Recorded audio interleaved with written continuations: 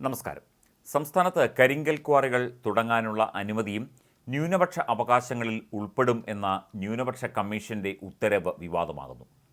ന്യൂനപക്ഷ വിഭാഗത്തിൽപ്പെട്ടയാളുടെ ക്വാറിക്ക് അനുമതി നൽകാൻ പരിസ്ഥിതി ആഘാത വിലയിരുത്തൽ സമിതിക്ക് നിർദ്ദേശം നൽകി ന്യൂനപക്ഷ കമ്മീഷൻ ചെയർമാൻ ഉത്തരവിറക്കിയതാണ് ഇപ്പോൾ വിവാദമായിരിക്കുന്നത്.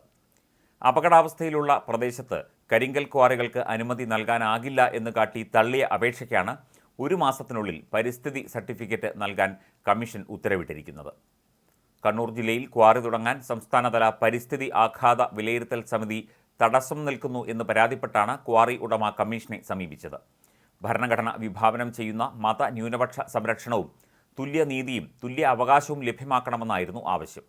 അതീവ അപകട മേഖലയിലുള്ള ഭൂമിയിലെ ക്വാറിക്ക് അനുമതി നൽകിയിട്ടുണ്ടെന്നും എന്നിട്ടും ശരാശരി അപകട മേഖലയിലുള്ള തൻ്റെ ഭൂമിയിൽ ഖനനം അനുവദിക്കുന്നില്ല എന്നും പരാതിയിൽ ചൂണ്ടിക്കാട്ടിയിട്ടുണ്ട്. പരിസ്ഥിതി സർട്ടിഫിക്കറ്റ് ലഭിക്കാനാവശ്യമായ എല്ലാ രേഖകളും പരാതിക്കാരൻ ഹാജരാക്കിയിട്ടുണ്ട് എന്ന് വിലയിരുത്തിയാണ് കമ്മീഷൻ ക്വാറി തുടങ്ങാൻ അനുമതി നൽകിയത്. രേഖകൾ പരിശോധിച്ച് ആവശ്യമായ പരിസ്ഥിതി സർട്ടിഫിക്കറ്റ് ഒരു മാസത്തിനകം നൽകാനും സംസ്ഥാനതല പരിസ്ഥിതി ആഘാത വിലയിരുത്തൽ സമിതിക്ക് കമ്മീഷൻ നിർദ്ദേശം നൽകി. സമിതി നേരത്തെ പ്രദേശം സന്ദർശിക്കുകയും സ്ഥലത്തിൻ്റെ അപകടാവസ്ഥ അടക്കം പരിശോധിച്ച് നിരസിക്കുകയും ചെയ്ത അപേക്ഷയാണ് ഇത്. നിർദ്ദിഷ്ട ക്വാറിക്ക് സമീപ പ്രദേശത്തുണ്ടായ സോയിൽ പൈപ്പിംഗ്, മണ്ണിടിച്ചിൽ എന്നിവ കൂടി പരിശോധിച്ചായിരുന്നു അപേക്ഷ നിരസിച്ചത്.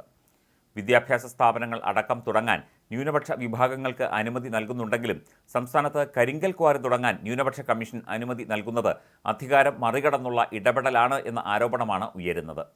തനിക്ക് അനുമതി ലഭിക്കാൻ പരാതിക്കാരൻ ചൂണ്ടിക്കാട്ടിയ മറ്റൊരു ക്വാറിക്ക് നൽകിയ ലൈസൻസ് സംബന്ധിച്ചുള്ള കേസ് കേന്ദ്ര ഹരിത ട്രൈബ്യൂണലിന് മുന്നിലാണ് ഇപ്പോൾ. ഇത്തരത്തിൽ അധികൃതമായും അനധികൃതമായും ധാരാളം കരിങ്കൽ ക്വാറികളാണ് കേരളത്തിൽ അങ്ങിങ്ങായി പ്രവർത്തിക്കുന്നത്.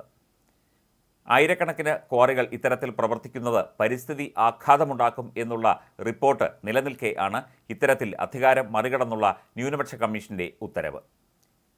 കരിങ്കൽ ക്വാറികൾ തുടങ്ങാൻ ജാതിയും മതവും നോക്കുന്ന സ്ഥിതിയിലേക്ക് കാര്യങ്ങൾ എത്തും എന്ന ആരോപണവും ഈ വിഷയത്തിൽ ഉയരുന്നുണ്ട്.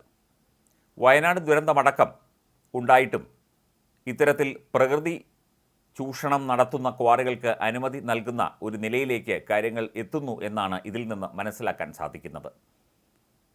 ഒരു പ്രദേശത്തെ മുഴുവൻ തകർക്കുന്ന രീതിയിൽ കരിങ്കൽ ക്വാറികൾ പലയിടത്തായി അപകടാവസ്ഥയിൽ സ്ഥിതി ചെയ്യുന്നുണ്ട്.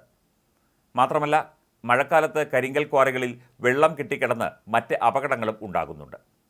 മലയോര മേഖലയിലടക്കം നൂറുകണക്കിന് ക്വാറികളാണ് അധികൃതമായും അനധികൃതമായും പ്രവർത്തിക്കുന്നത്. ടൺ കണക്കിന് കല്ലാണ് ഇവിടെ നിന്ന് അടിച്ച് പൊട്ടിച്ച് കൊണ്ടുപോകുന്നത്.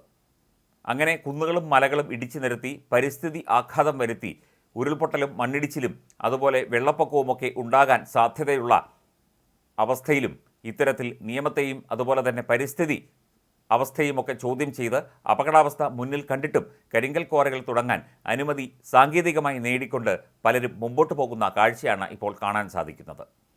ഇത് നമ്മുടെ പ്രകൃതിയെ നശിപ്പിക്കുന്നതിനും ജനങ്ങളുടെ ജീവനും സ്വത്തിനും ഭീഷണിയാകുന്ന നടപടിയാണ് എന്ന പൊതു വിലയിരുത്തലാണ് ഉണ്ടാകുന്നത്. എന്നിട്ടും യഥേഷ്ടം കരിങ്കൽ ക്വാറികൾക്ക് പല രീതിയിൽ സാങ്കേതിക കാരണങ്ങൾ പറഞ്ഞ് അനുമതി കൊടുത്തുകൊണ്ടേയിരിക്കുന്നു. ഇത് വലിയ അഴിമതിയുടെ കഥയാണ് പുറത്തു കൊണ്ടുവരുന്നത് എന്ന റിപ്പോർട്ടും ഉണ്ട്. ഇത്തരത്തിൽ കരിങ്കൽ ക്വാറികൾക്ക് അനുമതി കൊടുത്തുകൊണ്ട് കേരളത്തെ ഒന്നാകെ തകർക്കുന്ന നിലപാടിലേക്ക് അധികാരവർഗ്ഗങ്ങളും ഇത്തരം കമ്മീഷനുകളും എത്തുമ്പോൾ അത് കേരള ജനതയ്ക്ക് തന്നെ ഭീഷണിയായി മാറുകയാണ്.